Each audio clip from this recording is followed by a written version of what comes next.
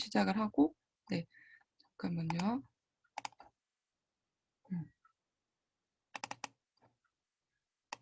네, 된 것 같고 제가 화면 공유를 해서 보여드리겠습니다.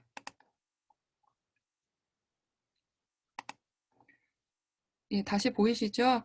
끄덕거려 주시면 될 것 같습니다. 네.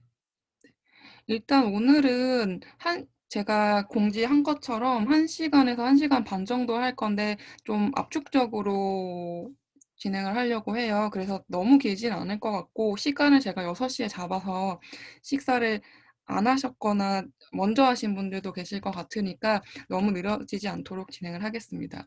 일단은 전반적으로 이 강의가 중간과제물 특강이기 때문에 과제물에 대한 전반적인 안내를 해드릴 거예요. 그래서 과제물 작성이 아직 힘드신 분들이 많으실 텐데 그것에 대한 가이드를 해드리고 우리 2, 3학년 과목에 과제명들이 나왔는데 그거에 대해서 간단하게 얘기를 드리고 그 다음에는 과제 작성을 위해서 이제 자료 검색을 어디서 하고 어떻게 하면 좋을지 그런 얘기를 좀 해드리겠습니다. 그리고 보신 분들도 계실 것 같은데 우수 과제물이 학교에서 게시가 된 게 있어요. 그거를 활용을 해서 본문을 어떻게 작성을 하고 구성은 어떻게 하고 참고 문헌을 어떻게 작성하는지 이런 부분들을 좀 얘기를 드리겠습니다. 그리고 추가적인 사항인데 지금 현재 이 특강에 참여하신 분들은 나름대로 다들 학교 홈페이지나 튜터 지도 사이트, 중앙도서관에 대해서 좀 익숙하실 것 같아요. 그럼에도 불구하고 오셨기 때문에 좀 더 원활하게 자료를 어떻게 검색하는지, 학교 홈페이지를 어떻게 활용하는지 등등에 대해서 좀 안내를 해드리겠습니다. 그리고 추가적으로 그 외에 뭐 형성평가 올해 교양 과목에 대해서만이지만 시행을 하고 있는 형성평가라든지 지금 진행하고 계시죠? 출석 수업이라든지 그 외 등등등에 대해서 간략하게 말씀을 드리고 질의도 진행을 하겠습니다. 네, 여기까지 조금 파악이 되셨을겠지요? 네, 그렇게 하고요. 일단은 다음으로 넘어가겠습니다.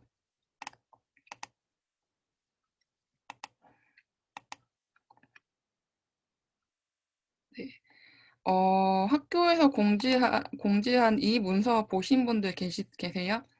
과제물 작성 기본에 대한 이런 PPT 파일 보신 분들 계실 것도 같고 못 보신 분들도 계시겠지만 못 보셨어도 제가 다시 한번 보셨어도 다시 한번 말씀드릴게요. 기본은 잠시만요. 네. 하고 일단은 계획부터 하셔야 되는데 일단 과제물은 우리 학우님들께서 계획을 좀 하시고 그다음에 과제명들이 이제 다 나왔잖아요. 이것에 대해서 문제를 파악을 하셔야 돼요. 그다음에 그냥 쓰실 수 없잖아요. 강의를 들으신 것만으로 쓰시기 어려울 수 있는 부분들이 있기 때문에 자료를 좀 수집을 하고 그다음에 이제 작성하신 다음에 퇴고 과정을 거친 다음에 제출을 하는 그런 과정이 되겠습니다. 그리고 이제 일정은 지금 다 파악을 하셨을 것 같습니다. 이제 오늘이 4월 10일인데 4월 23일까지가 정시 제출 기간이고요. 그다음 추가적으로는 4월 24일부터 26일까지 한 3, 4일 정도가 좀 추가가 될 텐데요. 학우님들 죄송하지만 잠시만요. 지금 추가적으로 들어오신 분들이 계셔서요. 네, 네, 네. 초반에는 좀 이럴 것 같습니다. 네. 다시 공유를 할게요.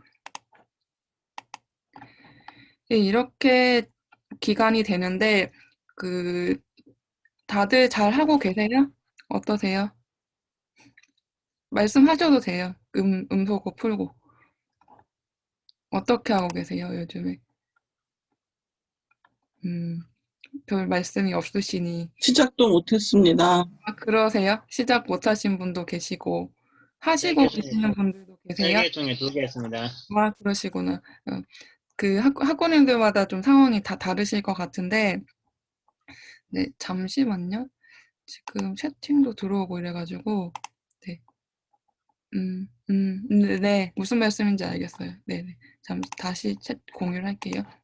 그러니까 중간중간에 말씀을 해 주셔도 되니까 제가 이렇게 물어볼 때. 그런데 이제 학우님들마다 상황이 다르신데 그러니까 이거는 아셔야 돼요. 과제물 시험 점수가 총 그 최대 이제 만점이 30점인 거는 알고 계실 텐데 제출 기간마다 성적이 좀 차등화됩니다. 정시 기간에 그러니까 최대로 받을 수 있는 게 30점인데 이거를 만약에 놓치고 요 기간에 넣으시면 만약에 평가를 받으셔서 28점으로 받으실 성적을 마이너스 1점이 돼서 27점 받을 수도 있다라는 거죠. 그러니까 정시 추가 기간에 내도 되기는 하지만 점수를 잘 받으시려면 정시 기간에 놓치지 않고 내셔야지 되겠다라는 거 팁으로 드립니다. 그다음에 이제 과제물들을 보시면 과제명이 이제 이따가도 한번 볼 건데 그러니까 문제에 뭐가 되어 있는지 파악을 하셔야지 쓸 수가 있겠죠. 그래서 일단은 문제에 무엇과 범위가 어떻게가 대체로 포함이 되어 있어요. 그래서 무엇은 어떤 내용인지 주제를 어떤 주제를 써야 될지 이렇게 나와 있어요. 그래서 그거를 먼저 보시고 그다음에 범위는 작성 범위가 뭔지 특별히 포커스를 맞춰야 되는 내용이 뭔지 이런 거를 파악을 하셔야 될 것 같고 그다음에 어떻게는 내용을 주제를 어떻게 써야 되는가 이게 우리 과제들에 있는 지시사항입니다. 지시사항을 포함한 내용들입니다. 그래서 사례로 들어주는 거를 보면은 이 교재 2장 여기에 내용을 참고하면서라고 되어 있는 거는 범위가 되겠죠. 그리고 빨간색으로 취미가부터 또 상반된 결과 배경 이런 것들이 무엇이고 이거를 핵심으로 내용으로 담으셔야 되는 거죠. 그리고 어떻게 찾아보고 분석해 봐라. 그러니까 이런 식으로 과제물에는 그 방향성을 제시를 하고 있는 거죠. 과제명에서. 그리고 요거부터 파악을 하신 다음에 강의는 다들 충실하게 들으시는 거라고 제가 믿고 있고요. 근데 이제 강의 내용에서만 저거를 쓰기가 어려우실 수 있잖아요. 추가적인 자료를 찾아야 될 텐데 기본적으로 우리 중앙도서관을 이용하시면 됩니다. 이따가 사용하시는 루트도 조금 다시 한번 보겠습니다. 일단 기본적으로 중앙도서관 메인 페이지를 여기를 보시면 요렇게 뜨는데 여기에 검색어를 여기 빨간색으로 되어 있는데 검색어를 입력을 하시면 소장 자료 검색은 학교 내에 있는 거고 통합 검색은 국내 학술 DB에 다 같이 있는 거를 찾으실 수 있어요. 그래서 여기서 찾으셔 가지고 뭐 다운받거나 해서 참고를 하시면 될 것 같고 그리고 학교에서 있는 자료나 그러니까 자료가 원활하지 않을 때는 대체로 여기가 참 좋습니다. 리스라고 국내 학술 정보 검색을 할 수 있고 논문이나 그 학술 논문이라든지 학위 논문이라든지 다 이제 다운받아서 보실 수 있으니까 그거를 참고를 하시면 좋겠습니다. 그다음에 이렇게 자료를 수집하시면 그 각각의 방식으로 우리 학우님들 각자의 나름의 방식으로 이렇게 정리를 하시면 되고요. 그다음에는 이제 작성을 하셔야 되겠죠. 그 하나 여쭤보고 싶은 게 미리 이미 어느 정도 쓰신 분들도 계시고 나름 익숙하신 분들도 계실 텐데 이 과제를 쓰실 때 그냥 쓰시나요? 바로? 대답을 하셔도 좋고 네, 채팅을 하셔도 좋고요. 잠깐 끌게요. 그냥 쓰시나요? 아니면은 뭔가 틀을 잡고 쓰시나요? 여러분? 틀을 작성하고 갑니다. 그러시죠? 또 다른 분들 뭐 한 분 정도만 더 말씀을 해주셔도 좋을 것 같아요.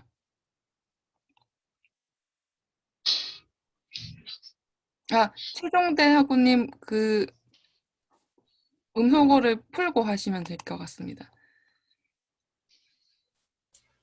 예, 틀을 먼저 잡아야 되겠죠. 그렇죠? 예, 그렇죠? 다들 이제 어느 정도 그 부분을 생각을 하고 계신 분들이잖아요. 그렇기 때문에 그거를 제가 걱정은 하진 않는데 좀 새삼스럽게 다시 한번 여쭤봤습니다. 다시 보시면 처음에 그냥 쓸 수는 없으니까 주소가 없게 되기 때문에 설계를 작성을 하고 이제 단어나 이제 문단을 구성을 하시게 될 겁니다. 그다음에 이제 본문을 서론, 본론, 결론이라는 기본 구성을 가지고 쓰시게 될 거고 다 쓰고 그냥 내지 않으시잖아요.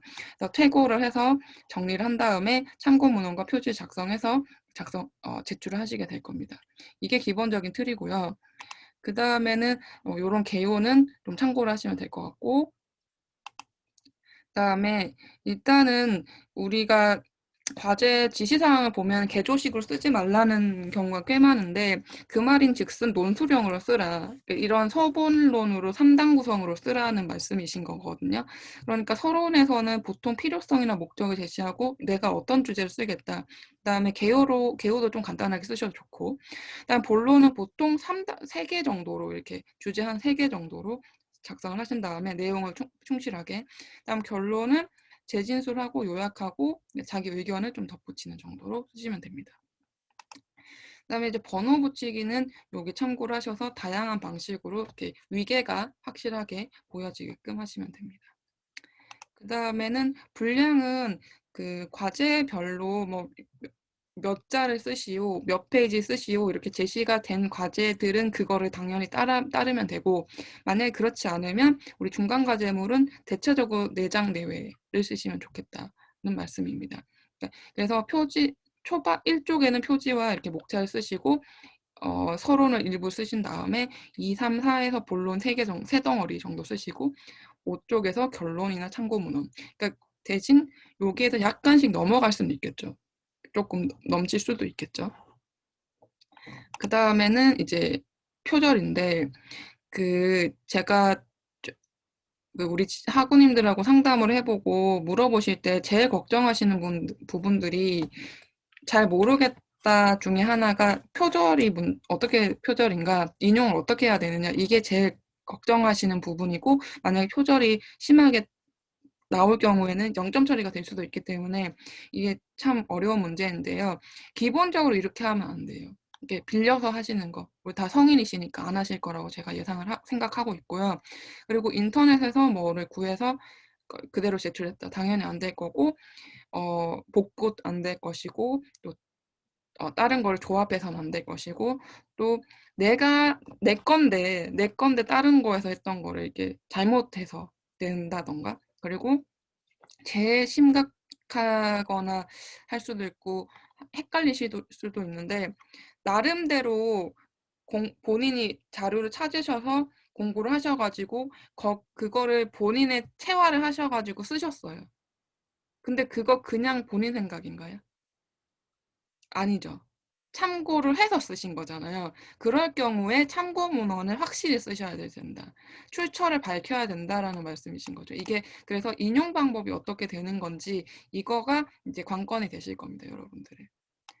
그래서 이제 표절하지 않고 글쓰기인데요. 직접 인용은 2분, 예를 들어서 한승원이라는 사람이 쓴 여기에서 인용을 한 건데 그대로 가져온 거예요, 본문에서. 근데 본문에서 그대로 가져올 수 있어요. 있는데 확실히 이렇게 쌍따옴표로 표시를 하셔야 되는 거죠. 그리고 출처를 밝히는 겁니다. 이렇게 하는 방법. 그리고 요거를 비슷하게 직접 인용하는 방법인데 이 사람이 이렇게 말하고 있다고 해서 본문을 따로 쓰는 거죠. 그리고 인용. 무슨 말씀인지 이해되시죠? 네. 그리고 그 외의 방법인데 간접 인용하기가 여러분들이 나름 이해를 하셔가지고 요거를 본인의 언어로 재진술한 거예요. 그래서 대신 한승원이라는 사람이 쓴 거라는 걸 정확히 밝히면서 또 인용을 하는 거죠. 이렇게. 그리고 재진술도 비슷하게 이렇게. 그리고 당연히 이렇게 밝혀드려야 됩니다. 인용을 본인 말로 재진술했음에도 불구하고 이게 없으면 표절인 것이 됩니다. 괜찮으시죠? 이 부분은. 네.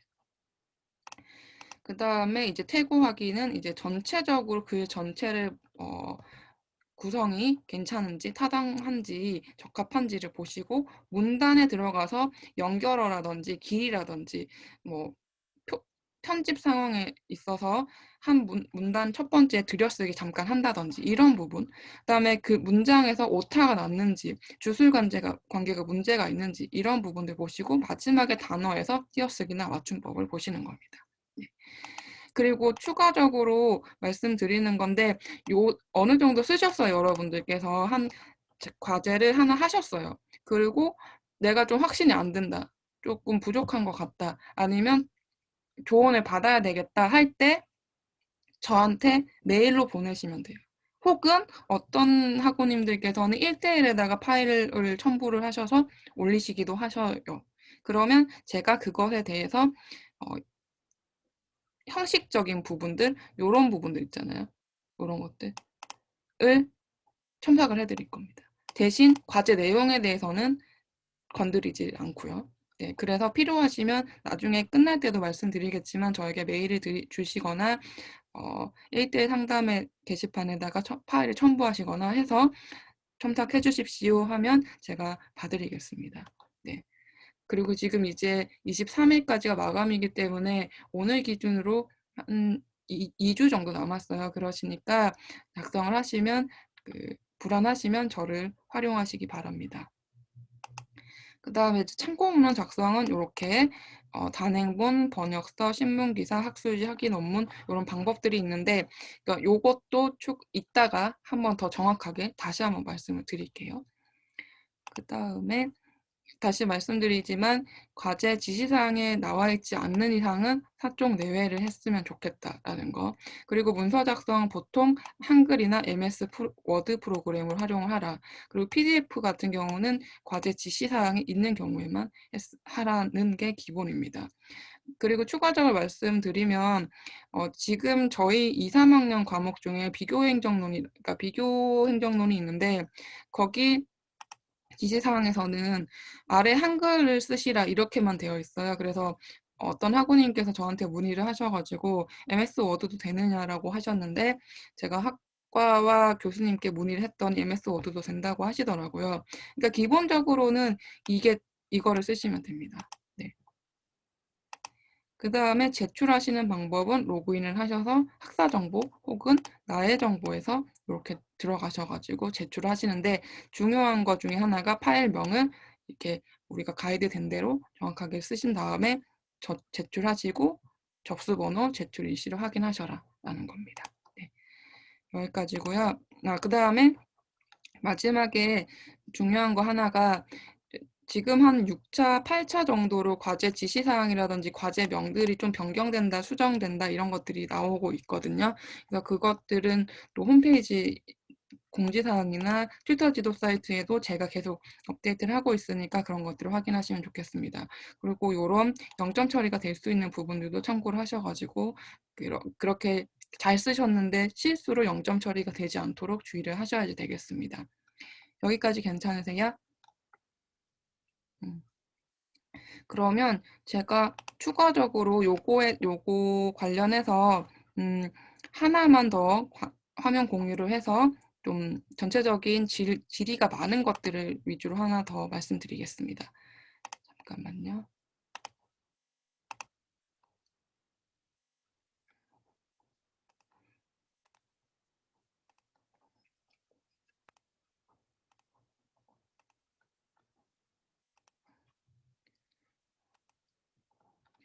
이것도 학교에서 게시한 과제물 작성 방법에 대한 팁인데 요거는 조금 꼼꼼하게 되어 있는 부분입니다. 여기서 제가 말씀드리고 싶은 부분은 크게 두 가지인데요. 참고문헌 관련해서는 여기에 있는 22페이지를 활용하시면 되는데 우리는 행정학과잖아요. 행정학과는 크게 큰 분과로 학문 분과에서 사회과학에 포함이 됩니다. 그렇기 때문에 사회과학의 글쓰기에서 활용이 되는 단행본, 번역서, 학술지 등등 참고문헌 양식을 이런 것들을 활용하시면 좋겠습니다. 인문학이나 자연과학에서는 좀 다르게 쓰거든요. 좀 다르죠, 여기. 여기 인문학은 여기 꺽쇠가 있어요. 근데 우리는 꺽쇠가 없다라는 거. 이런 것들 좀 참고하시면 좋겠고 그다음에 많이 질의하시는 거를 제가 보여드리고 싶은데 우리 과제물 유형이 없는 것도 있고 통합적인 공통적인 것도 있고 유형이 여러 개 있는 것도 있잖아요. A에서 E 정도 유형이 정해져 있는데 이거는 학우님들 이 학번의 제일 마지막 숫자로 맞추는 거는 아시죠? 네, 아실 것 같고 이거를 정확하게 맞추셔서 쓰셔야 됩니다. 만약에 내가 A형에 맞는 학번 번호인데 2번을 쓰면 안 되겠죠. 그런 거를 정확하게 보셔야 되겠다 라는 거. 그리고 분량은 확실히 지켜야지 되는가 할 때 여기 아까도 제가 말씀드린 것처럼 언급이 있으면 거기에 맞춰야 돼요. 지시사항에서. 근데 그게 없으면 4장에서 5장 정도로 쓰시면 되겠습니다. 그리고 과제물 표지는 다들 학교 서식, 학생 서식 다들 활용하시죠? 거기에 가면 우리 과제물 표지들이 있으니까 그거를 활용하시면 됩니다. 한글이든 MS 워드든 본인이 편한 양식으로요. 그 다음에 만약에 공통으로 되어 있는 과제물 유형이다. 그러면 과제물 표지에 그 유형란에 그냥 공통으로 쓰시면 되고, 만약에 내가 A면 A형이다. 이렇게 쓰시면 됩니다. 네. 그다음에 요 정도로 제가 팁을 드리고요. 다시 돌아와서 네. 여기까지 괜찮으세요? 네. 무슨 말씀인지 알겠어요. 지금 보니까 한 19분 정도 참여를 하고 계시네요. 오늘 지금 저녁 시간이신데도 많이 참석해 주셔서 제가 조금 많이 기쁩니다. 네네. 그 다음에 어차피 좀 빨리 가야 되니까 빨리 제가 좀 진행을 하겠습니다. 자, 우리 행정학과 2, 3학년 과제 관련돼서 과제명을 한번 보겠습니다. 네, 보이시지요? 아까 제가 말씀드렸었던 유형이 이거죠. A, B 요렇게 1, 2인 경우에는 A형, 3, 4인 경우 B형. 그러니까 여기 끝자리를 보시면 되고 이거를 그 표지에다가 내 유형이 뭐다 이렇게 쓰시면 됩니다. 그리고 이제 행정학과로 가보면 다들 2, 3학년이시기 때문에 1학년은 생략을 하고 이게 과제명에 대해서는 제가 건드리지 않을게요. 여기에서 키워드 위주로 검색을 하셔라 정도로 팁을 드리고 싶고요. 지시사항에 보시면 여기 같은 경우 이렇게 글자 수 여기 맞추셔야 되고 여기도 출처 밝혀라고 꼭 얘기를 하고 교재 같은 경우도 활용을 해라. 그리고 이게 문제 중 하나인데 개조식 표기 아까 제가 얘기 드린 것처럼 개조식은 명사형으로 끝난다든지 뭐뭐임 이런 식으로 끝나는 요약형입니다. 그렇게 쓰지 말라는 거죠. 그러니까 서술형으로 논술형으로 쓰라는 말씀이시죠. 이렇게 하면 될 거고 또 그리고 착각하지 않도록 이 기본적으로 학교에 제출하는 방식대로 정해진 루트대로 가야 되지 교수 메일이나 교수 홈페이지에 제출하지 말라 이런 말씀. 그다음에 여기는 이제 A, B, C형이 있는데 그러나 이거 같은 경우는 상관없이 자유롭게 선택하라고 하니까 A, B, C형이든 C형 중에 본인이 원하는 형태를 거기 유형에다가 쓰시긴 하시지만 마음대로 원하는 거 쓰시면 되신다. 그리고 요거 같은 경우는 PDF 하지 말라라고 되어 있죠. 그리고 글자 크기랑 줄 간격을 제시를 했으니까 요것도 지켜주셔야 된다라는 거. 네. 그 다음에 이게 매년 나오는 과제인데 한국사 이해고 자기 연보 쓰고 자서전 쓰는 거죠. 그래서 여기도 요렇게 쓰시면 좋겠고 그 다음에 A4 용지로 하고 총 3회를 쓰셔라 되고 그 다음에 행정조직론 같은 경우는 여기 목차를 참고하라고 했으니까 이런 참 가이드가 잘 해주신 것 같아요. 이 교수님께서. 그래서 이런 거를 참고를 하셔서 서론, 본론, 결론을 구성을 하시면 좋겠고 또 목차도 이렇게 구성하라고 하니까 이 과제 같은 경우는 꼭 목차를 하셔야 되겠죠. 그리고 5페이지 이상이니까 최소 5페이지 이상이니까 제 권장은 5에서 7 정도입니다. 네. 그리고 PDF 형식 제출 금지라고 하면 뒤집어서 말하면 한글하고 MS 워드로만 쓰셔라 이거겠지요. 네. 그 다음에는 이제 또 성과관리론이고 요것도 목차 구성하라고 하고 5페이지 이상 PDF 하면 된다. 그리고 표절률을 확인하시겠다. 엄격하게 하시겠다라는 말씀. 그 다음에 비교행정론인데 아까 얘기한 것처럼 여기 MS 워드 한글로 아래 한글로만 됐다여서 궁금하셨는데 MS 워드도 된다라고 제가 확인을 받았고 이것도 튜터 지도 사이트 Q&A에다가 올려뒀으니까 걱정 마시고 MS 워드로도 작성하셔도 됩니다. 네. 그 외에도 이런 걸 확인하시고 소제목 같은 경우는 그 본론의 그 내용별로 하나하나 라벨링을 하라는 뜻이에요. 그렇게 하시면 되고 참고문은 꼭 하라. 이게 당연하지만 굳이 이렇게 지시사항이 있는 거는 혹시라도 놓치실까 봐 엄격하게 말씀을 해주시는 거라고 생각하시면 좋겠습니다. 그다음에 일반 행정론도 요렇게 하시고 또 여긴 또 이렇게 말씀하셨죠. 논술형으로 서론, 본론, 결론으로 논술형으로 쓰셔라 되어 있고요. 이제 4학년 거니까 여기는 생략을 하겠습니다. 그다음에 다시 해서 조금 제가 속도를 내고 있는데 그래도 식사를 하시게끔 도와드리기 위해서 제가 또 더 빨리 하겠습니다. 그 다음은 우수 과제물 사례를 가지고 제가 좀 어떻게 쓰면 좋은지 전체적으로 봐드릴게요. 자, 이제 중간 과제물이죠. 보이시죠? 이제 성과관리론에 대한 우리 행정학과의 성과관리론이 우수 과제물로 제시가 됐는데 이렇게 학교 표지 양식을 활용을 하셨고 이렇게 여기 쓰고 여기는 표현이 안 돼 있는데 유형을 쓰셔야 되겠죠. 그렇게 하고 목차를 이렇게 서론, 본론 크게 3덩어리, 그다음에 결론, 참고문헌 하셨습니다. 그리고 여기 쪽번호도 잘 작성을 하셨죠. 그리고 이제 들어가면 서론이라고 이렇게 제목을 쓰신 다음에 한 줄 띄우고 한 줄 띄웠습니다. 이렇게 한 줄 띄우고 여기 들여쓰기 문단별로 들여쓰기를 하셔야지 돼요. 그러니까 한글이나 그 MS 워드에 그런 기능이 있으니까 활용을 하시고 만약에 이런 것들이 편집이 힘드시면 다시 말씀드리지만 저한테 첨삭해 주십시오 할 때 도와드리겠습니다. 그 다음에 2칸 정도 혹은 1칸 정도 한 줄 정도 띄운 다음에 본론 쓰시고 제목, 그 다음에 소제목 해서 여기도 쓰고 또 중요한 거 여기도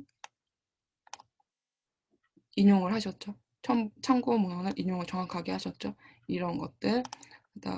이거는 여기 각주를 달아서 지금 잘 안 보이실 수도 있는데 본문 내 각주는 마침표 뒤에다가 각주를 다셔야지 됩니다. 일반적으로. 마침표 안쪽에 넣으시는 게 아니고요. 실수하지 마시고요. 그 다음에 여기도 맞죠? 이렇게 돼 있고. 마침표 뒤에 있는 모습. 이렇게 쓰시는 걸로 하고 전체적으로 이게 참 구성이 잘 하신 것 같습니다. 이분께서. 그리고 마지막에 참고문헌을 쓰시는데 참고문헌은 저자 가나다 순으로 그리고 우리 국문으로 된 거를 먼저 쓰고 그 다음에 영문으로 된 거를 아래로 두시면 됩니다. 네, 이상이고요. 그 다음에 화면 공유를 중지를 하고 그 다음에 이제 참고문헌 작성하시는 거 어떻게 양식을 활용하시는지 익숙하신 분도 계실 것 같지만 안 익숙하신 분들 더 많으실 것 같은데 어떠세요? 대답을 몇 분 좀 해주실까요? 참고문헌 어떻게 쓰는지 양식이 괜찮은지 이해가 되는지 괜찮으세요? 잘 모릅니다. 그러시죠? 예, 맞습니다. 또 다른 분은요?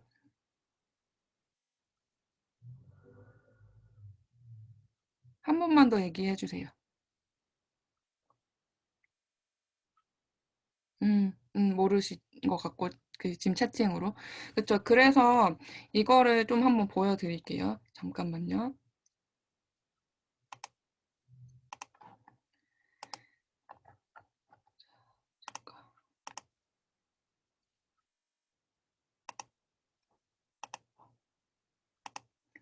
자, 학교 홈페이지로 공유를 했습니다. 자, 익숙하시죠? 익숙하신데 이제 일단 이따가 학교 홈페이지 활용 방법은 좀 이따가 다시 하고 중앙도서관으로 가겠습니다. 혹시 지금 제가 중앙도서관을 넘어가는 모습이 공유가 되고 있나요? 화면 감사합니다. 네, 여기 들어가면 연구학습 지원이라는 게 있어요. 여기에서 아래로 가면 제일 아래로 가면 연구 윤리 및 참고문헌 안내라는 게 있어요. 여기 가셔서 제가 말씀드리고 싶은 거는 일단 참고문헌 작성법이에요. 여기인데 이게 제가 튜터 지도 사이트에도 따서 올렸는데 여기로 보는 게 좀 편하니까 아까도 말씀드렸지만 행정학과는 인문학인가요? 사회과학인가요? 자연과학인가요? 사회과학이죠. 그러니까 보통 국제 공통으로 APA 스타일을 많이 씁니다. 네, 저희는. 그래서 요런 식으로 씁니다. 기본적으로 책 단행본으로 나온 경우는 사람 성함, 그다음에 콤마, 연도, 그리고 만약에 인용한 페이지가 있다라고 하면 P.23 요런 식으로 쓰는 겁니다. 외국 문헌도 마찬가지. 사람 이름, 그다음에 콤마, 발간된 연도, 그다음 인용한 페이지, 그리고 괄호로 맞고요. 그다음에 참고 문헌 할 때 잠깐만요. 네. 요렇게 마지막에 이게 제일 마지막에 다 쓰시고 레퍼런스 리스트, 참고 문헌 목록 할 때 이렇게 쓰시는 거예요. 요렇게 이 저자명을 쓰시고 점을 찍고 괄호로 해서 연도를 한 다음에 책의 이름. 근데 여기서는 꺽쇠를 하지 않는 거죠. 그리고 콤마 찍고 어디서 나왔는지, 뭐 서울이면 서울, 뭐 경기면 경기 이런 데서 나오고 출판사. 그다음 마지막 콤마. 이게 저자 그 책의 단행본의 참고 문헌이고 2인 저자도 똑같습니다. 다만 중간에 엔드 표시가 들어가는 거죠. 그다음 7인 이상이면 여기 성함 등 하고 어느 정도 쓰신 다음에 등으로 이렇게 표시를 하고 그다음에 요렇게 다른 것들도 좀 참고를 하시면 좋을 것 같고 그다음에 연속 간행문도 요렇게 하시면 됩니다. 그다음에 요런 정도로 참고문헌 작성하시는 걸로 하면 될 것 같고 만약에 이게 어려우시면 이것 역시 저한테 좀 물어보시면 좋을 것 같고 다만 밑에 MLA 스타일도 있고 시카고 스타일도 있는데 어디서 잘 쓰는지 선호가 있어서 그런 거지 다 어디는 무조건 쓰면 안 되고 우리는 이것만 써야 돼 이건 아니에요. 권장사항인 거예요. 여기를 많이 쓴다. 그 대신 섞어 쓰면 안 돼요. 제 말은 뭐냐면 본문에서는 APA를 쓰셨다가 리스트에는 MLA 쓰면 이상하잖아요. 이렇게 통일을 하셔야 된다라는 거. 그래서 이제 2학년, 3학년 편입을 하셨으니까 올해 첫 학기에 본인 스타일로 익숙하게 참고문을 쓰시는 스타일을 만드셔야 될 것 같아요. 네, 그렇게 바로 잡으시면 될 것 같고 그 다음에 한 가지 더 요거 보면서 말씀을 드리는 게 제가 학우님들이 첨삭을 해달라고 할 때 가끔 보면은 땡땡 위키피디아 이거를 출처로 사용하시는 경우가 좀 간혹 계시거든요. 그거는 참고문헌이 맞을까요? 아닐까요? 제가 공유를 중지하고 여쭤볼게요. 참고문헌이 괜찮을까요? 안 될까요?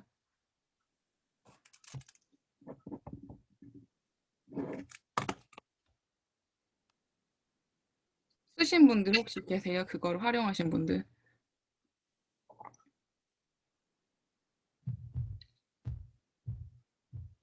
답을 못 하시는군요. 다들 답을 하셨네요. 아닙니다. 참고문헌이 아닙니다. 다만 어느 위키인데 그 위키 내용에서 밑에 한국 어느 백과사전 출처 이렇게 돼 있는 경우는 모르겠죠. 가능할 수도 있어요. 근데 누가 쓴 건지 인터넷에서 누가 쓴 건지 모르는 그냥 그런 경우는 괜찮아요. 참고문헌 적혀 있어서 활용을 하시는 경우는 가능할 수 있는데 누가 쓴지 알 수 없는 그런 거는 참고문을 쓰시면 안 된다는 거죠. 집단지성이긴 하지만 우리가 우리가 공부를 하면서 페이퍼를 쓸 때는 그러시면 안 된다는 거죠. 그리고 하나 더 위키피디아라든지 어디 위키에 참고문을 적혀 있잖아요. 근데 그거를 보고 거기다가 그 위키에다가 쓰신 분이 쓴 거죠. 그러니까 제가 권장하는 거는 만약에 참고문헌이 위키에 적혀 있으면 그 참고문헌을 직접 찾아가셔야지 좋겠다라는 거죠. 본인의 눈으로 확인하셔가지고 본인의 언어로 고쳐 쓰시는 게 정확한 참고문헌이고 인용이다. 그거는 확실히 하셨으면 좋겠습니다. 자칫 잘못하면 본인들 업무하실 때 그렇게 쓰셨다가 망신당하실 수도 있기 때문에 그거는 좀 참고를 하시면 좋겠습니다. 네. 여기까지 괜찮으세요? 네. 그 다음에는 이제 아까 보여드렸던 학교 홈페이지랑 거기를 활용을 해가지고 조금 보는 방법을 알려드리겠습니다. 그래도 지금 오신 학우님들은 학교 홈페이지 다들 좀 익숙하세요? 학교 홈페이지? 괜찮으세요? 뭐 자료 찾는지 네네 따봉을 해주셨어요. 네. 네, 다 괜찮으실 것 같은데 그래도 그 신편입생이시고 또 뭐랄까 이제 학교마다 시스템이 다르기 때문에 익숙하지 않으신 부분들이 있고 뭐가 어디에 있어요? 이건 어디서 찾아요? 이런 부분이 있잖아요. 그래서 오신 김에 좀 한번 전체적으로 리뷰를 해드리겠습니다. 일단 다시 학교 홈페이지로 들어왔습니다. 네. 로그인을 하시면 여기 맞춤 정보가 있죠. 네. 맞춤 정보로 오늘 다 튜터 지도 사이트로 들어오셨기 때문에 그 부분 얘기 안 할게요. 여기에 개인 정보들, 뭐 나의 정보 이런 것들이 있을 테니까 여기에서 제출을 하시던가 내 과제가 뭔지 확인하시면 될 것 같고, 그 외에 우리가 지금 현재 진행하는 게 중간 과제물하고 출석 수업하고 5월하고 6월에 대체 시험, 대체 과제물이 있을 텐데 그런 공지는 그런 전체적인 게시는 어디서 찾지요? 여기죠. 여기죠. 공지사항. 여기로 들어가시면 항상 이제 학교에서 각각의 부서에서 잘 정리를 해서 바로바로 올려요. 그리고 제일 기본적으로 관련된 시험이라든지 평가가 우리 학우님들이 제일 관심이 있고 제일 중요하게 생각하는 부분인데 그거에 대한 정보는 어디 있어요? 제일 처음에 어디에서 나와요? 할 때 시행계획입니다. 그래서 우리 지금 중간 과제물 하니까 볼게요. 중간이라고 쳐셔가지고 이렇게 짜라락 나와요. 지금 변경한 거 6차까지 나왔잖아요. 근데 요거는 이제 그 다음 단계고 제일 먼저 보셔야 되는 거는 땡땡 계획. 무슨 계획? 시행 계획 공고. 이거 보셔야지 돼요. 여기에 가면 일정이 뭐고 뭐 어떻게 하셔야지 되고 어떻게 하면 점수가 깎이고 어디로 들어가서 내야 되고 이런 것들이 다 기본적으로 안내가 되고 그 다음에 여기 첨부 문서들 잘 보셔야지 됩니다. 아까 제가 보여드렸던 우수 과제도 여기서 나왔고 작성법도 여기서 나왔고 또 표지도 여기 이거 같은 경우는 이렇게 줬고 그 다음에 여기 학우형들 이 과제명 여기 있죠. 아까 제가 보여드렸던 거. 이거를 어디에서 찾을지가 처음에는 헷갈리세요. 제일 처음에 들어오셨을 때는.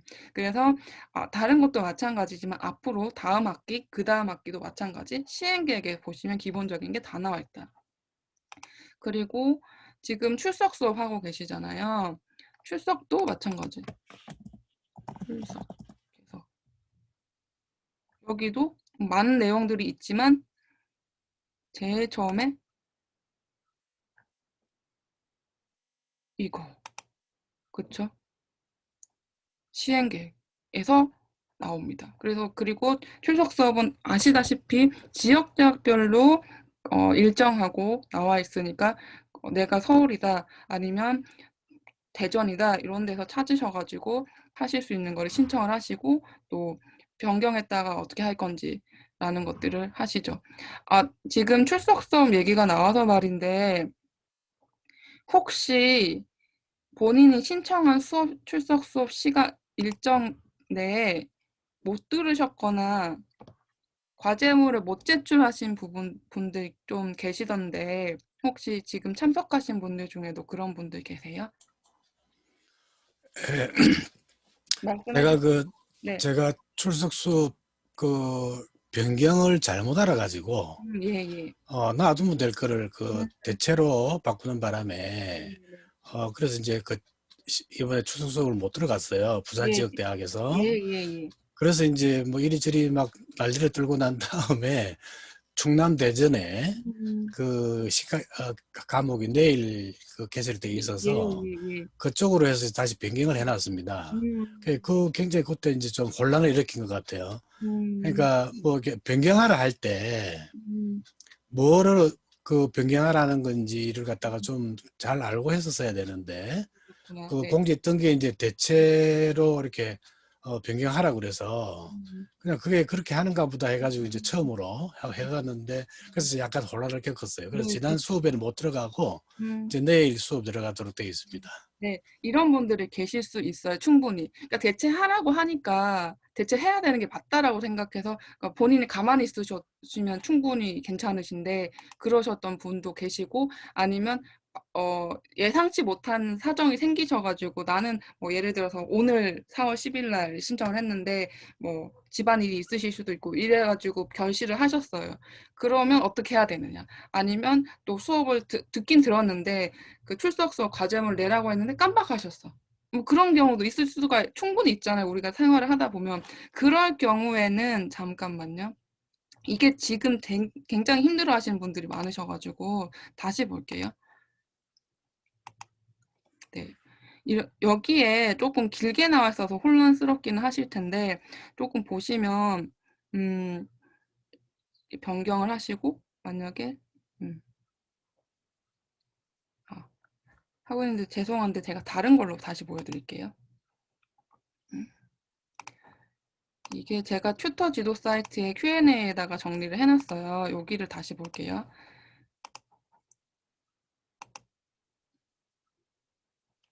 네, 여기 제가 보라고 많이 여기를 보시라고 하는데 잠깐만요.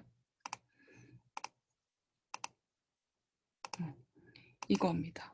네, 예.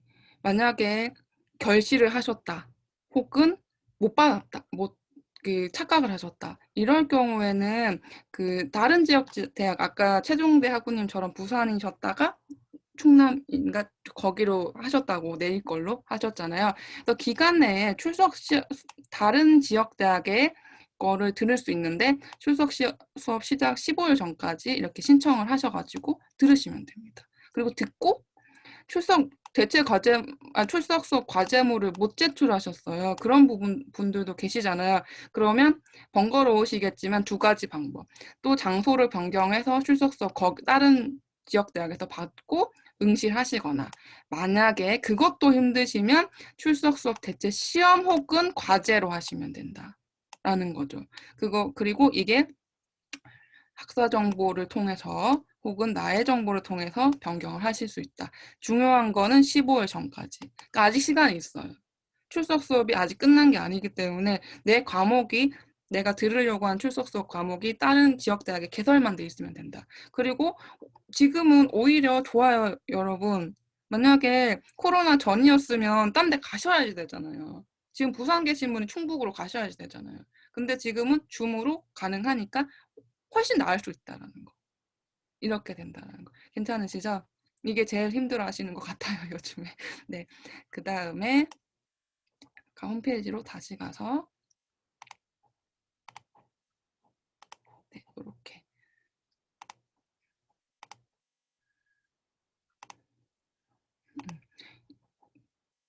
그러니까 이렇게 이 정도 보시면 되고, 앞으로 다른 것들도 다 시행계획을 그 키워드에 따라서 시행계획을 통해서 찾으시면 되고, 지금 현재는 출석 관련해서는 보셨겠지만 안 보셨을 수도 있으니 말씀을 드리면,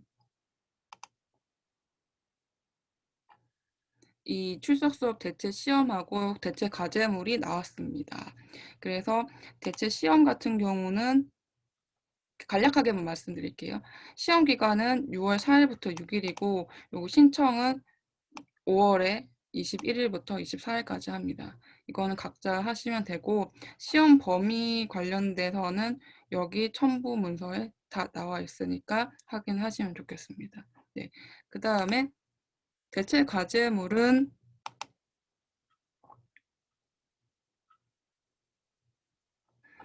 네, 이것도 기간이 있지요. 정시는 5월 10일부터 5월 21일까지고 추가는 5월 22일부터 24일이다. 그리고 요것도 첨부 문서는, 그러니까 그 과제명은 여기 첨부가 되어 있으니까 확인하시면 됩니다. 네. 그리고 본인 정보에도 확인을 하실 수 있으니까 그렇게 보시면 될 것 같고요. 그 다음에 아까 중앙도서관 갔던 거를 다시 보면, 중앙도서관 보이시나요? 네. 다시 원래로 돌아갈게요. 예.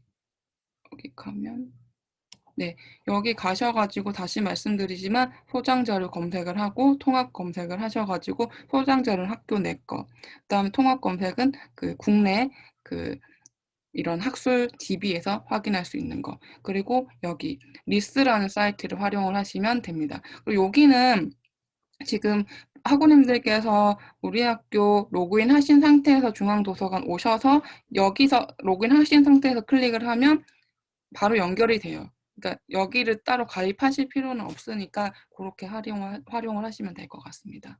네. 괜찮으시죠? 네. 그다음에 일단 전반적으로는 다 했고 출석 수업이나 대체 시험, 대체 과제물에 대해서도 일단 그 공지된 사항에 대해서는 말씀을 드렸어요. 그리고 출석 수업은 진행이 되고 있는 상황이라서 이 변경이나 그런 부분들에 대해서도 얘기를 드렸고, 그리고 대체 시험하고 대체 과제물은 지금 현재 나온 상황이라서 제가 그거에 대해서도 기말 시험 플러스 대체 시험, 대체 과제물에 대해서도 계획을 하고 있어요. 이런 특강을. 그래서 그 부분에 대해서는 오늘은 상세하게 아직 말씀 안 드려도 될 것 같아요. 기간이 많이 남아있기 때문에. 그리고 그 정도 일정을 보여드리는 거였고, 그 다음에 한 가지 더 말씀을 드리고 싶은 게 형성평가 어떻게 하고 계세요? 형성평가? 잘 이렇게 체크하셔서 출석률을 잘 챙기고 계시나요? 교양 과목에 대해서? 이미 끝난 분들도 계시던데. 저한테 말씀하시는 어떤 분들께서는. 근데 그 형성평가 관련해 가지고 예, 예. 그 주어진 11개 과목 중에서 고르는 거로 되어 있지 않습니까? 아, 교양 과목이 교양 예, 과목이 예, 그렇죠. 10개인가 음. 주어져 있는데 그걸 갖다가 그걸 선택을 하는 방법을 몰라 가지고 아, 네. 그래서 이제 알고 보니까 이제 등록하고 음. 그 수강 신청할 때 네네네. 그 과목을 신청해야 된다고 그러는데 음.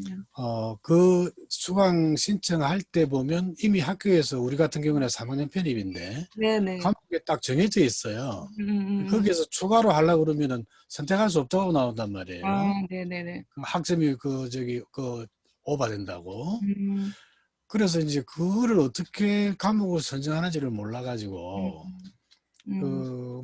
이렇게 그 과목을 찾아내 가지고 이렇게 그 강의를 들어봤는데 그래도 내 학습 마이 페이지에 올라오지도 않고 음.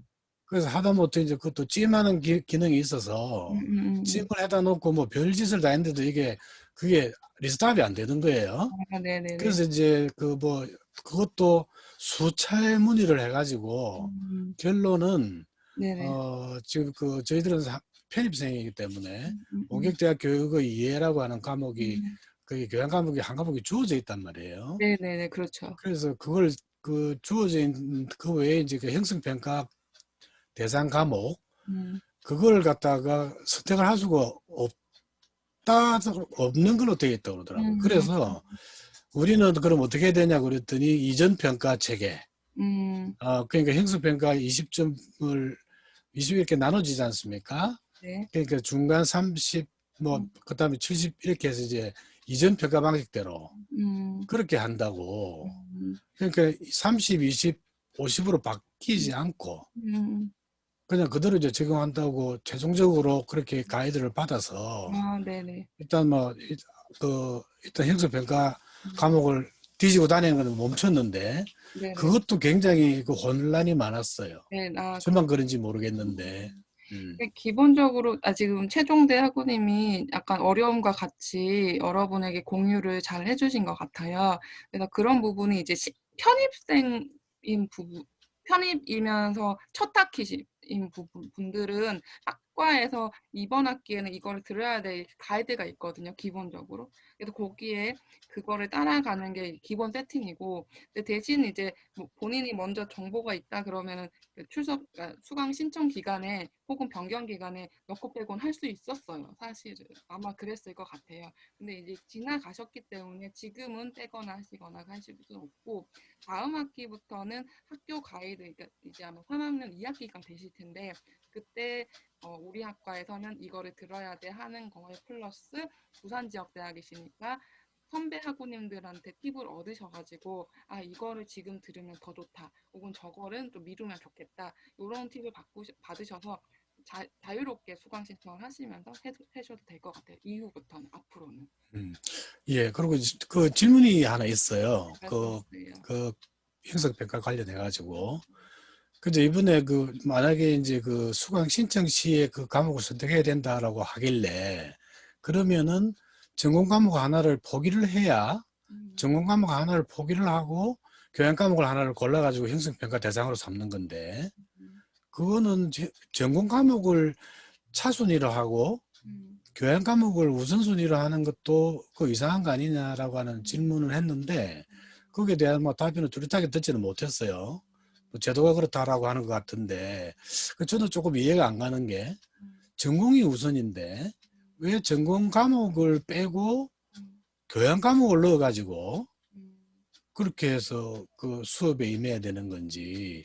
그러니까 제가 생각할 때는 추가로 행성평가 이번에는 지금 1학기에 시범적으로 그 하는 거니까 그러면 추가로 그 과목을 선택할 수 있게끔 해줘야 그래야 전공도 놓치지 않고 전공도 하면서 그 학교의 그 방침에 따라서 행성평가도 따라갈 수 있고 그렇게 되는데 그거를 수강 신청 시 뭐 그 전공 하나를 빼버리고 교양을 해야 된다. 이것도 좀 그렇지 않나 하는 생각이 들어요. 짧은 기간 안에 전공 과목 많은 과목을 지금 공부를 해야 되는 건데 뭐 저는 그런 좀 느낌을 좀 받았습니다. 그 부분은 이제 학교에서 말하는 거라서 제가 좀 터치를 하기 어려울 것 같고, 뭐 공식적인 얘기, 공식적으로 알고 있는 거를 정리를 해드리면 이제 형성평가라는 거는 이제 출석률을 좀 챙기기 위한 새로운 제도잖아요. 우리 학우님들이 그전에는 출석을 안 하고 이제 본인이 그냥 공부하셔가지고 성적 시험하고 이렇게 하셔도 되는 그런 거였기 때문에 여러 가지 논의가 많았던 걸로 알고 있어요. 근데 이제 그걸 출석까지 챙기면서 하는 새로운 제도가 생겼으니 첫 학기에는 우리 학우님들의 부담이 있는 그 전공 과목은 이제 다음번에 해보고 처음 학기에는 처음 시행이니까 교양을 먼저 해보자 이렇게 된 것 같아요. 그래서 그리고 수강 신청을 넣고 빼고 하고 뭐 요렇게 학우님께서 들은 권장 사항을 학교에서 얘기한 거기 때문에 제가 터치를 하기 좀 어려울 것 같아요. 그리고 또 지금 형성평가는 다들 아시겠지만 교양 과목하고 우리 1학기 때 권장되는 원격 교육에, 그러니까 원격에 의해 이거에서 활용이 되고 있다. 요 정도로 할 수 있을 것 같아요. 그리고 지금 어느 정도 최종대 학우님은 이제 질의가 끝나셨으면 제가 음소거를 할게요. 네. 네. 그 다음에 다 진도는 나가고 계시죠? 그 형성평가는 진도율이 문제이기 때문에 진도 하시고 퀴즈 하시고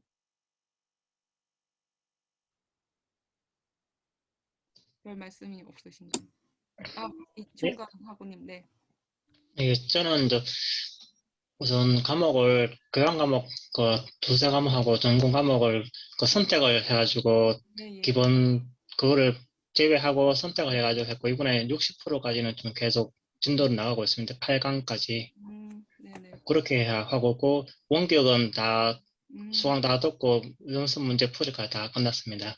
네. 지금 이렇게 하시면 돼요. 이충관 학우님이 그 사례를 잘 들어주신 것 같아요. 그래서 말씀을 해주셨기 때문에 잠깐 그 형성평가 Q&A로 되어 있는 문서 한번 보면서 전체적으로 리뷰를 할게요. 네. 보이시죠? 네. 형성평가는 아까도 제가 몇 번 얘기 드린 것처럼 이런 적절성 확인하려고 출석률을, 진도율을 좀 챙기려고 하는 겁니다. 기존에 우리가 다 알고 있다시피 형성평가가 안 들어가는 과목도 마찬가지인데 성적 평가는 중간 37, 기말 70이죠. 여기에다가 기말을 50으로 하고 형성을 20으로 들어가서 기말이 너무 여기에만 배점이 크니까 여기 부담이 크다. 그리고 진도율도 좀 확인했으면 좋겠다. 그래서 학습에 좀 원활하게 되려는 취지에서 시작이 된 겁니다. 그리고 배점 기준은 진도율, 그다음 연수 문제 이렇게 되는 거고요. 또 과목별로 그리고 교수님들마다 조금 다양하게 구성을 하고 계신다고 합니다. 그리고 다시 말씀드리지만 2021학년도 2학기부터는 전공과 교양을 망라하고 모든 과목에서 형성평가가 도입이 될 거지만 지금인 1학기 때는 첫 제도니까 교양만 가지고 좀 시범적으로 하고 있다라는 겁니다. 이것도 처음이니까 낯설으실 수 있기 때문에 좀 해보는 거고, 기간은 이제 이미 지나갔으니까 2월 15일부터 6월 14일까지 하시면 되고요. 그리고 요거는 조금 팁인데, 전체 100점에서 형성평가가 20점인데 형성평가를 안 하면, 제대로 안 챙기면 총점을 받을 수 있는 총점 80점이잖아요. 그쵸? 그쵸? 이거가 날아가면. 여기에서 60점 이상이면 학점 취득이 가능하다라는 거. 그래도 성실하게 다들 들으시겠지만 혹시라도 모르니까. 그리고 여기 다운받아서 듣는 것들, 그 다음에 아까 이충관 학우님 말씀처럼 8강 이후 이런 것들, 학습 진도 챙기는 거, 또 차식, 그다음 연수 문제, 그다음에 중요한 거. 전에 다른 학우님도 저한테 물어보셨는데 오답이랑은 상관없어요. 틀리셔도 돼요. 그냥 하시면 된다. 그러니까 이게 성실도를 보시는 거기 때문에 성실하게 수강을 잘 따라오느냐 이런 거. 그 다음에 마지막에 요것도 문의를 막 몇 번 받았는데요. 학습 종료 버튼 누르지 않고 종료를 하면 진도율이 인정 안 될 가능성이 높아요. 시스템상의 문제로. 그래서 꼭 학습 종료 누르시고 강의를 종료를 하셔야지 내가 이 진도율을 인정을 받는다라는 거. 괜찮으시죠? 네, 여기까지가 됐고, 제가 중간중간에 질문도 드리고 답변도 좀 해주셔가지고 질의응답 시간을 따로 뺐는데 중간에 몇 가지 좀 정리가 된 부분도 있는 것 같아요. 그리고 이제 거의 끝나서 공식적으로 질의를 할 수 있는 시간을 드릴 테니까 과제물, 그리고 제가 오늘 얘기했던 부분들에 대해서 추가적으로 궁금하신 거, 그리고 다 같이 학우님들과 공유를 하면 좋을 것 같은 질문들, 한 지금 7시 6분이라서 한 3개에서 5개 정도 받고 30분이 넘어가지 않는 선에서 제가 정리를 할게요. 자유롭게 말씀하시면 좋겠고, 말씀하실 의사를 밝히기 위해서 마이크를 끄는 방향으로, 그래서 목소리가 들리는 분한테 질의를 받겠습니다. 예, 편히 말씀해 주세요. 네, 질문이 있습니다. 네, 말씀하세요, 강연희 학우님. 네, 저는 사실 첫 학기고 자신이 없어서 거기에 있는 6과목을 다 선택을 안 하고 전공만 3과목을 선택을 해서 지금 듣고 있고요. 네. 혹시 계절학기로 그 교양을 신청해서 들을 수 있는지, 뭐 계절학기 듣는 자격이 있나요? 따로? 계절학기는 제가 작년 기준으로 알기로는 신입생일 때는 계절이, 그러니까 첫 학기 다음 계절은 안 되는 걸로 제가 알고는 있는데, 이 부분은 제가 확실하게 정리를 해서 Q&A에 올릴게요. 이 부분은 정리가 필요할 것 같아요. 지금 이 자리에서는 바로 정리가 안 돼서 계절 신청이 가능하느냐는 말씀이시잖아요. 교양에 대해서. 네. 계절이고 교양 신청. 요거 제가 확인을 해서 Q&A에 공식적으로 올릴게요. 이런 분들도 계실 것 같으네요. 네. 네, 감사합니다. 네, 질문 감사합니다. 네, 또 있으세요?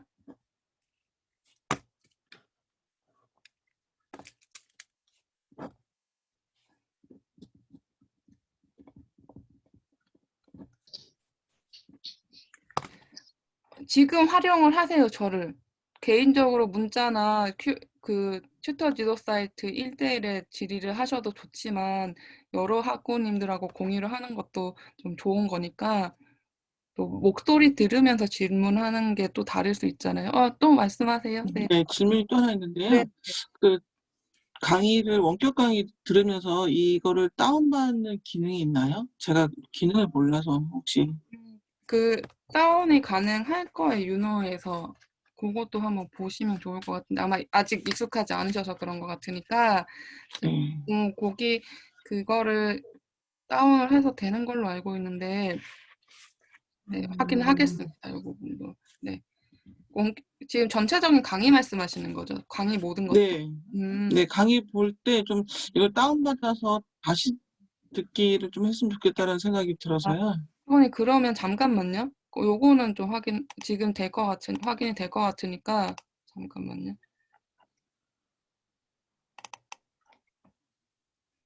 또 질문이 있습니다. 네, 먼저 말씀하시고요. 네. 네. 저희 이제 기말이라든지 이거 나중에 시험 칠 때요. 네. 신청을 해야 된다고 그랬잖아요. 네. 그 기간이 정해져 있는 거죠. 따로 이렇게 저희가 접속을 해서 신청을 해야 되는 건가요? 학우님, 제가 딴 거 확인한다 잘 못 들었는데 한 번만 더 말씀해 주시겠어요? 저희 신청해서. 예, 네. 기말 시험이 지금 음. 나와 있다고 그랬잖아요. 그러면 출석하거나 온라인으로 시험을 칠 때 다들 개인적으로 뭐 1학년, 2학년, 3학년 이런 전공이라든지 이게 다 틀릴 거잖아요. 그러면 거기에 맞게끔 저희가 체크를 해가지고 언제 시험을 친다고 이렇게 제출을 해야 되는 건가요? 시험 일정에 맞춰서? 잠깐만요. 이것도 공지를 보면 돼요. 잠깐만요.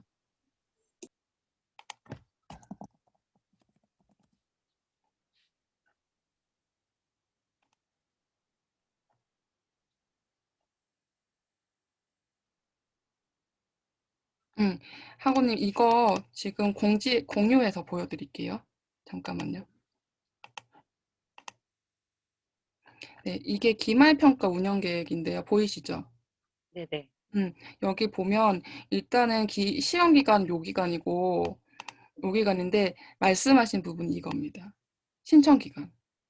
네, 아직 공지 예정으로 되어 있는데 5월 중순 이후에 학우님이 궁금하신 부분이 해결이 될 거예요. 그래서 언제 내가 신청할 수 있고 신청을 나의 정보라든지 학사 정보에서 신청할 수 있다 이런 노트 같은 것들이 다 나올 겁니다. 그래서 현재 상황에서는 아직 안 나왔기 때문에 기다리면 되시고 그때 나오는 시행 계획 방법에 따라서 신청을 하시면 될 것 같아요. 그러니까 각자 신청을 해야 되는 거죠? 네, 그런 거죠. 네. 괜찮으세요? 네, 해결이 네. 되셨나요? 네. 네네. 입니다. 그리고 아까 잠깐만요.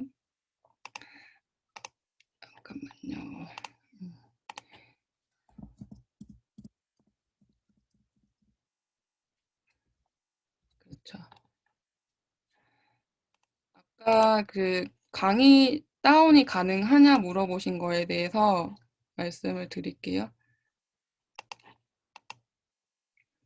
지금 이게 뭐냐면 유노캠퍼스 이용 가이드 파일입니다. 네, 이게 튜터 지도 사이트에도 제가 올리긴 했는데 지금 보여드리면서 할게요.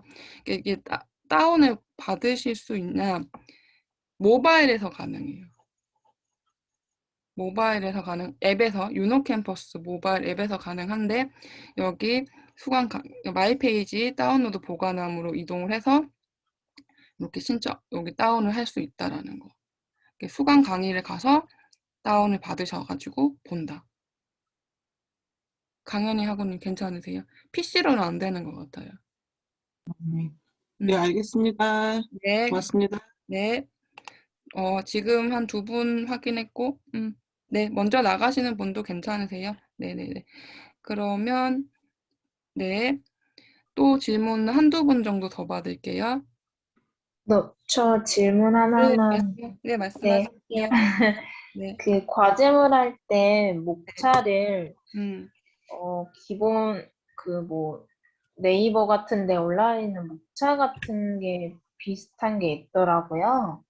그래서 혹시 목차는 비슷하게 가져오되 그 틀은 가져오되 제가 안에 내용만 좀 제 걸로 만드는 거 괜찮은지 아니면 그것도 표절의 하나인 건지 궁금해요. 학우님께서 보신 네이버 검색한 목차가 혹시 우리 학교 과제물 관련한 목차가 뭐 나오고 있는 건가요? 아니면은 뭐 관련 키워드랑 비슷한 목차이던가요? 아니요. 아예 그냥 아예 방송통신대학교 행정학과 비교행정론 이런 거 그런 약간 표절은 아니고 뭔가 다운 받을 수 있게 올라와 있긴 했는데 그거를 다운 받으려고 하는 건 아니고 그러면 그냥 제 생각은 틀만 가져와도 되는 건지. 제 생각은 이렇습니다. 그 목차가 거기서 보신 목차가 학우님이 보시기에 본인이 쓰려고 하는 그 흐름과 비슷한가요? 그 어, 흐름으로 쓰고자 하는 그 계획을 갖고 계세요? 완전 똑같진 않은데 음. 조금 뭐 예를 들면 5가지가 올라와 있다고 하면 한 2가지는 비슷하게 가도 될 것 같다고 생각하거든요. 어떻게 틀을 잡아야 될지 잘 몰라서. 음. 근데 그 내용을 뭐 따오는 거는 그렇죠. 아니니까 그 흐름만 네네. 가지고 온 그 목차 음. 정도는 괜찮지 않을까. 과제명이라는 게 기본적으로 정해져 있기 때문에 학우님들 생각하시는 그거는 크게 다르지 않을 수 있어요. 배운 범위 내에서 하는 거니까. 그래서 제 생각은 참고는 하시되 그러니까 단어나 문장 구성이라든지 그런 거를 목차에 이렇게 적혀 있는 게 거기에 보인 게 똑같이 하시지 말고 그 맥락일 수 있으나 학우님이 생각하는 방향의 단어랑 문장 구성으로 고치셔서 쓰시는 게 일단 좋을 것 같아요. 목차의 문구 자체도. 네, 알겠습니다. 그러시고 내용은 학우님 말씀하신 것처럼 본인의 계획대로 쓰시는 건 되니까 그거는 표절이 아닐 것 같아요. 네. 네, 네, 알겠습니다. 네. 감사합니다. 네. 또 한 분 정도 더 받을까요?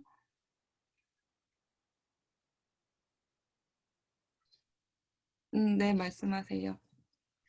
예, 저 강의를 듣고 있는데 그 강의에 교수님께서 했는 그 PDF 파일을 그 예전에는 다운로드 받았는데 지금은 안 되는 것 같아가지고 음성 같은 거는 다운로드가 되는 것 같은데 PDF를 그걸 다운받으려 하게 그런 기능이 없어졌는 것 같아요. 예전에는 제가 그 한 2년 전에는 경영학과 졸업을 했는데 그때는 PDF 파일이 있었는 것 같거든요. 그거는 지금 한번 유노 캠퍼스를 다시 한번 가보겠습니다. 거기 수업 자료가 다 오기는 하잖아요. 잠깐만요. 수업 자료는 그 기말 시험 문제라든지 그런 것만 쭉 나와 있고 네. 강의록 자체는 없거든요. 잠깐만요. 자, 한번 같이 봅시다. 비교 행정론을 제가 일단 켜놨습니다. 잠깐만요. 공유를 할게요. 이제 강의가 이렇게 있고 강의 목차가 있고 그쵸? 그다음에 강의 수업과 여기는 그렇고 그다음에 강의 자료실 여기에 이런 시험 요런 것만 나오고 PDF만 예, 안 나온다 이 말씀인 것 같은데 예, 강의록 자체는 없어가지고. 잠깐만요. 음, 이 강의록은 예전에 올라온 거긴 한데 지금 최신 거를 말씀하시는 건가요? 예. 지금 아마 현재 강의하고 있는 강의록이 없는 것 같아가지고요. 그거는 아마 학과에 문의를 해야 될 것 같아요. 이건 학과 내지는 교수님께서 올려주시는 거기 때문에 그거는 만약에 필요하시면 학과에 직접 문의를 하셔도 좋고 저를 통해서 학과에 물어봐도 될 것 같아요. 예. 네, 그 예전에는 프린트를 해가지고 공부를 했었거든요. 강의록 자체를요. 예. 아마 과목마다 교수님들마다 이제 올리시는 게 다를 수가 있어서 이 부분은 좀 추후에 직접 저한테 다시 한번 물어보셔도 좋을 것 같아요. 예, 알겠습니다. 네, 그거는 튜터 지도 사이트 1대1 게시판 좀 활용을 해주세요. 네. 예, 네. 고맙습니다. 네네. 네, 일단 어느 정도 정리가 된 것 같은데 질문 더 없으신 게 맞으실까요? 네. 그러면 제가 좀 마무리를 할게요. 2가지 정도 말씀을 드리고 오늘은 이제 여러분들을 해방시켜 드리겠습니다. 지금 제가 오늘 강의한 이 줌 특강은 녹화를 했습니다. 그래서 추가적으로 더 다시 보고 싶으신 분들은 다음 주 중으로 제가 튜터 지도 사이트에다가 새롭게 올릴 테니까 그거를 활용하시면 좋을 것 같고, 그리고 마지막으로 제가 한 가지 말씀드리고 싶은 게,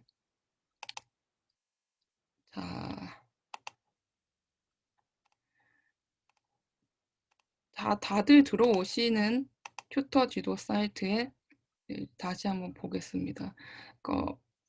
공지사항 늘 활용을 하실 것 같고, 토론방을 통해서 이 의사를 밝혀주셨던 거고, 그리고 1대1 상담은 활용하시는 분도 계시고 안 계신 분도 계시지만, 이렇게 하면 이거는 저하고 해당 학우님만 볼 수 있어요. 그래서 길게 질의를 하고 싶으신 분들은 여기다가 질의를 하시면 제가 댓글로 달아드리고, 좀 학우님들과 공유가 필요하면 Q&A로 가서 정리를 합니다. 활용을 하시면 좋을 것 같고, 자유 게시판과 자료실에는 거기에 성격에 맞는 자료들을 제가 올려드리죠. 그래서 여기를 앞으로도 오늘 오신 분들은 다 너무너무 성실하시고 잘 활용하시는 분들이니까 더더욱이 궁금하신 부분, 필요한 자료들은 잘 활용을 하시면 좋겠습니다.